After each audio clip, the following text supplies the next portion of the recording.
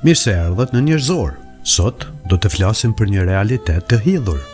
Pse kemi më lehtë me çululet e varri se sa me ja dhënë një njeriu sa është gjallë? Është një pyetje e rëndë, sepse shpesh sa je gjallë njerëzit i shohin gabimet e tua, të kritikojnë, të gjykojnë, të krahasojnë me të tjerët, nganjëherë edhe të kanë zili. Por ditën që ti vdes, papritmas ndryshon gjithçka. Ka qenë njeri i mirë, ka pas zemër të madhe, gjithmonë ua ka ndihmuar të tjerëve. Ka qenë shumë i dashur, kur nuk do të harroj.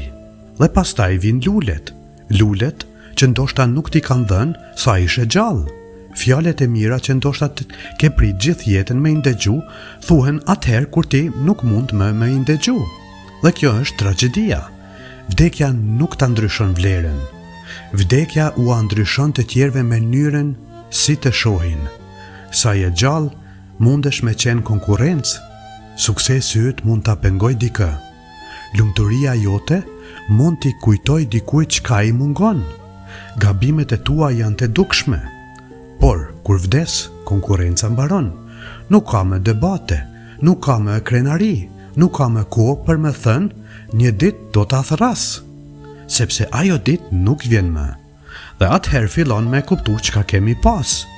Por është tepër vonë. Prandaj, mos i ruaj fjalet e mira për varrim. Nëse do dikë thuaje. Nëse je krenar për dikë thuaja. Nëse dikush të ka ndihmu, faleminderoje. Nëse dikush ka vlerë për ty, mos prit që mungesa e tij me ta mesu vlerën e tij.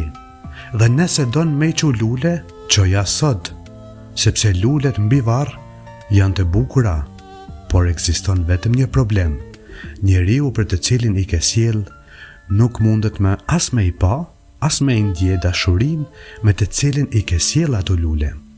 Prandaj, jepja njeriut lulet sa është gjallë, jepja respektin sa është gjallë, jepja dashurinë sa është gjallë, thuaja fjalet e mira sa mundet ende me t'i ndëgju, sepse ndoshta një prej pendive më të dhimbshme në jetë është me pas shumë fjalë të bukura për dikë, vetëm pas ai nuk është më këtu për me i ndëgju.